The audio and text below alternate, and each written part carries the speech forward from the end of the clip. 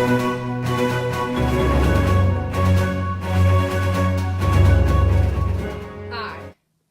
I'm Ron Swift, and I'm here to report you the main headliner for today, June 28, 1969. In the early mornings of June 28, 1968,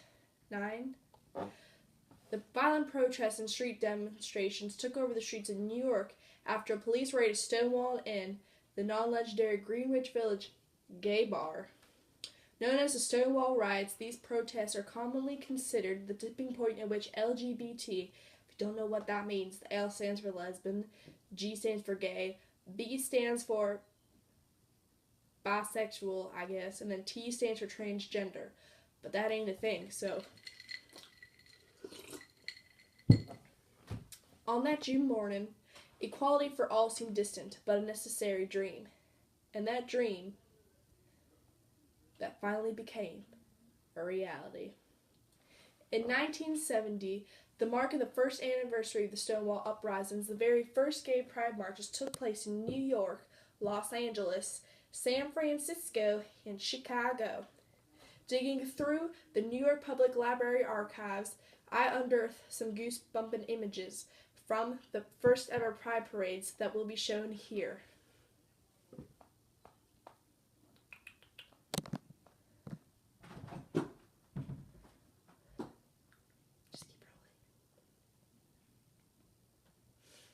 It was only a few decades ago, a very short time in historical terms, that the situation of gay men and lesbians was radically different than what it is today. At the end of the 1960s, homosexual sex was illegal in every state but Illinois. Not one law, federal, state, or local, protected gay males or women from being fired or denied housing. There were no openly gay politicians. No television show had any gay persons on it.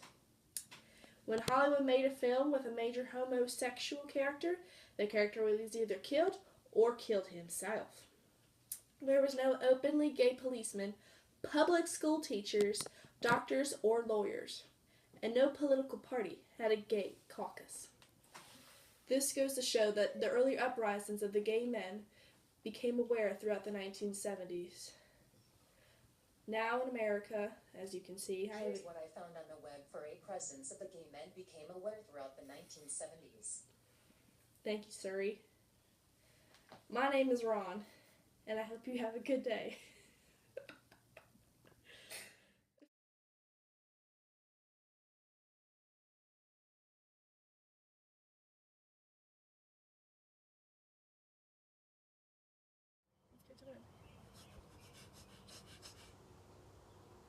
Hi, I'm Iris, and on this terrible day of April 10th, 1970, I have the horrible news of saying that Paul McCartney is leaving the Beatles.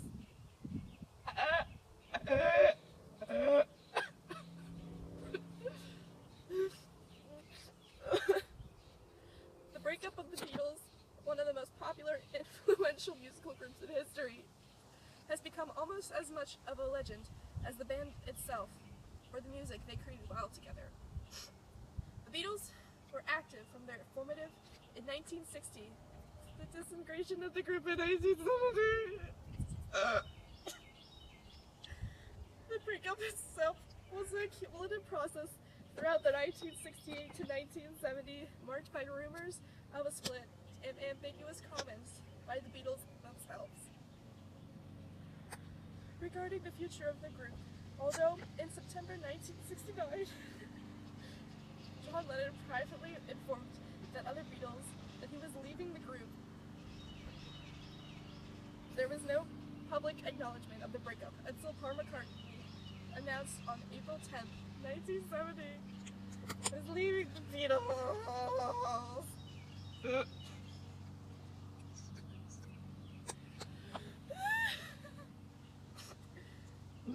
Fans don't know how to react to this news. It was the worst moment they would go through in these days. The Beatles and their death were one of the most mysterious and complicated sophisticated end of romance tales of the 20th century, as well as the most aspiring. The Beatles didn't just make music, they made lives. They changed souls. There were many who blamed the Beatles' ends, including Yoke, that Asian chick that dated Paul McCartney, and the band's new manager, who was a non-favorite of Lennon's. I don't think you could have broken up four very strong people like them, that Asian chick said, even if you tried. So there must have been something that happened within them, not an outside force at all. Indeed, the true causes are much closer at hand. They have been there for a long time, and the history is full of hurts, as it was of transcendence.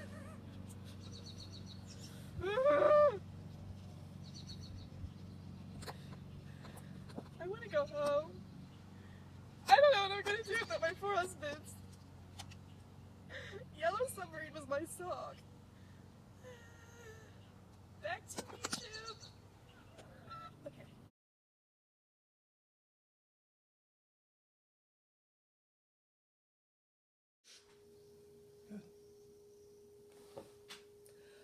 Hurricane Agnes. A hurricane that devastated many and did bad things to people, is now reoccurring as becoming one of the most tropical hurricanes that costed a lot of money. For more information on that, we turn to, who is it again? Who am I turning to? Oh. Alright, well, let's turn to her. Early on June 18th, the storm intensified enough to be classified as an actual hurricane, Hurricane Agnes. Heading northward, the hurricane eventually hit near Panama City, Florida, late on June 19th. After moving inland, Agnes rapidly weakened and was only a tropical depression when it entered Georgia. Once the storm passed over eastern North Carolina, it re-strengthened into a tropical storm on June 21st. Early the following day, the storm emerged into the Atlantic Ocean and then curved back onto land near New York City, where the strength of the tropical storm was weakened. Agnes quickly became an extratropical cyclone on June 23rd and tracked of the northwest of Great Britain before becoming absorbed by another cyclone on July 6th, which made it extremely powerful. Though it moved slowly across the Yucatan Peninsula, the damage in Mexico is still unknown.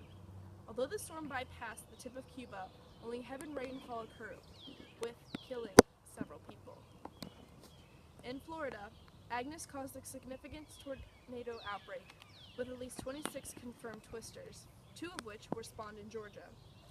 The tornadoes and 2 initially unconfirmed tornadoes in Florida alone resulted in over $4.5 million lost. As many as 2,082 structures in Florida suffered either major damage or were destroyed.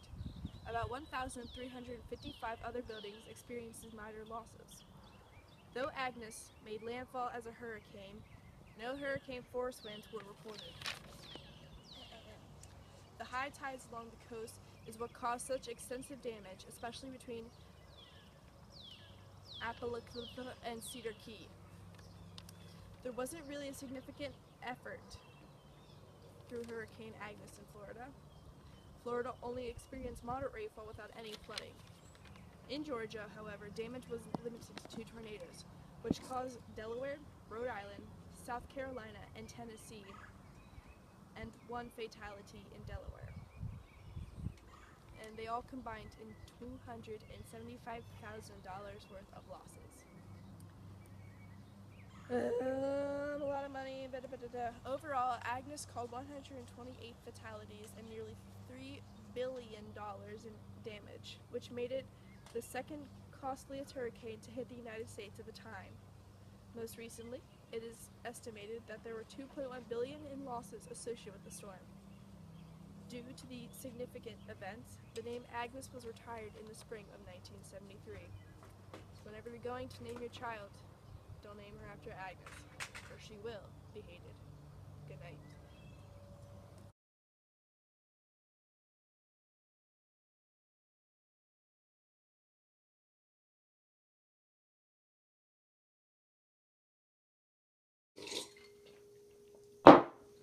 My good pal Cliff Summers is here now to talk about the boxing legend Muhammad Ali, as he shows a different side of face, both in racial and boxing terms. And he has brought a new face to a new legacy. Clifton, how are you doing, buddy? Booyah! He who could sting like a bee and float like a butterfly. The man who took boxing into political ring and became a legend. That is Muhammad Ali. This man's career was well established at the beginning of the 1970s. Someone who had gone to the Olympics and won a gold medal, fought for the right to be a war objector, and stirred up the controversy when he embraced his Islamic faith and changed his name during the civil rights movement of the 1960s. At the beginning of the decade, Ali was not allowed to fight, having been stripped of his boxing license 4 years earlier when he lost his court case to prevent being drafted into the War of Vietnam. But in the 1970s, a U.S. senator took up his cause and he battled back, started to fight again and again to his title. He got the right to fight back in courts and then planned to go up against region champion Joe Frazier in 1971. Dubbed the fight of the century, Ali versus Frazier was the first time Ali felt defeat, losing to Joe Frazier. In 1973, Ali went up against Ken Norton and lost the fight in a split decision, and his jaw had been broken. Talk about a jaw opener. Later that year, he fought Norton again, won by a split decision, and then decided to fight Joe Frazier again, even though he had lost the heavyweight title to George Foreman. Ali won in a unanimous decision after 12 rounds. Is someone coming? In 1974, Ali was considered an underdog with Norton. Frazier and Foreman, oh my god, there's people. Yeah. Never mind. Ahead of him in the lineup was a heavyweight champion. Foreman took the challenge from Ali, and so came the Rumble in the Jungle, as Foreman agreed to fight Ali and Zaire for the heavyweight boxing title. Due to Ali's recent past, longtime fan Howard Coswell even discounted him, believing preventing being knocked out, and by a technique now called rope-a-dope, using the ropes and his body to absorb the body flow. But Ali wasn't done. Joe Frazier wanted another chance at the title, so the Thrilla and the Manila came to be. With Ali versus Frazier, Ali's infamous quote, "It will be a killer, it will be a chiller, it will be a thriller.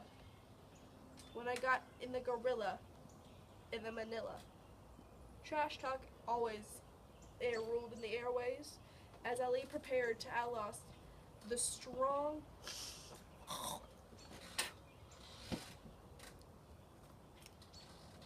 George Foreman and Frazier.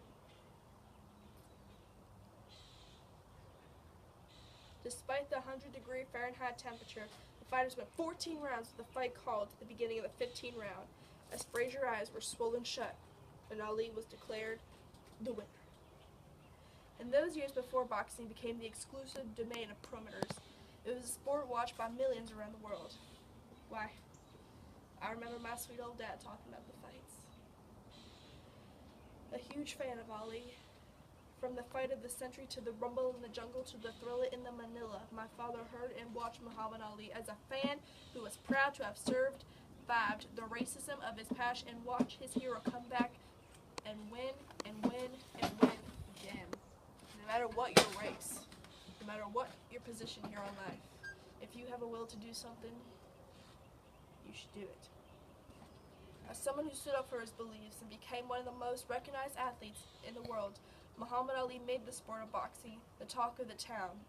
When sports fans trumped gambling to see the kings of the ring, Muhammad Ali is the greatest of all time, who would later die in 2016. Da-da-da. Okay.